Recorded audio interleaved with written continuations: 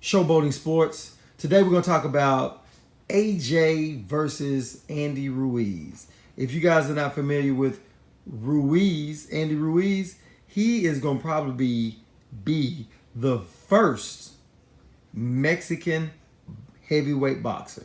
Now I know some of you guys, some of you old school cats that's been following boxing a while, you're like, wait a minute, what about John Ruiz? I thought he was the guy that was a champ who Roy Jones Jr. beat in heavyweight.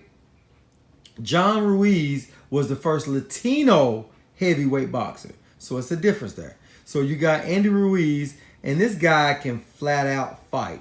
He's got the Mexican style. He comes forward all the time, pressing the fight. He can take a punch.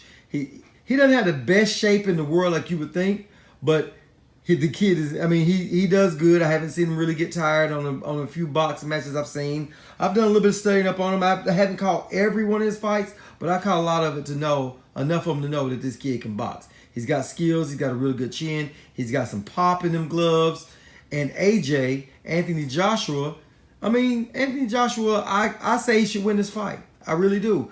But I don't think it's going to be one of those fights that he can walk through, and I wouldn't be surprised if Andy Ruiz won the fight. I wouldn't be shocked. But anyway, Andy Joshua, I think what he needs to do to win this fight is make sure he keeps that kid at bay with that jab, make sure he do some side movement and plenty of uppercuts. And I think if he does that all night, he might be able to go ahead and get this guy out of there. But I think this guy is a true warrior. Man, like I said, he comes to fight. If you haven't had enough time to go check out Andy Ruiz, please go check this guy out. You know, like I said, he can flat out box. I think the thing that kind of hurts him is it's a short notice. You know, Andy Ruiz has a short notice to pick this up, but the best thing for him is he just got through fighting Alexander Dermancheko, or however you pronounce his last name.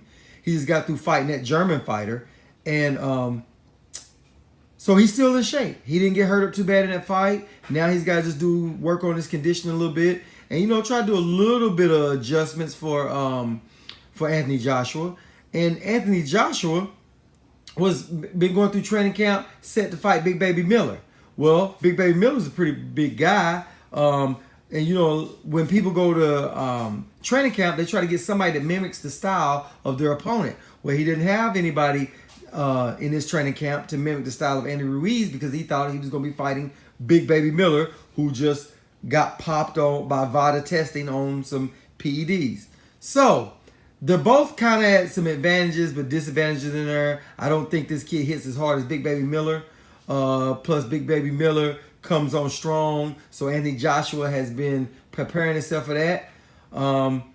And Andy Ruiz, like I said, he's already just got through fighting. He didn't get hurt up too bad. So this right here, this adjustment shouldn't be too bad. These guys got about another 4 to 5 weeks out to go ahead and do a little bit of adjustments, make a little bit. And I think it'll be a pretty good fight. I really do. I don't think it's going to be a cakewalk. I do put AJ ahead on this one. I say he has a better chance of winning.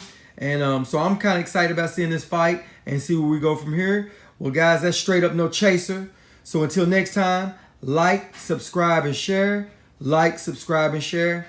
And I'm out.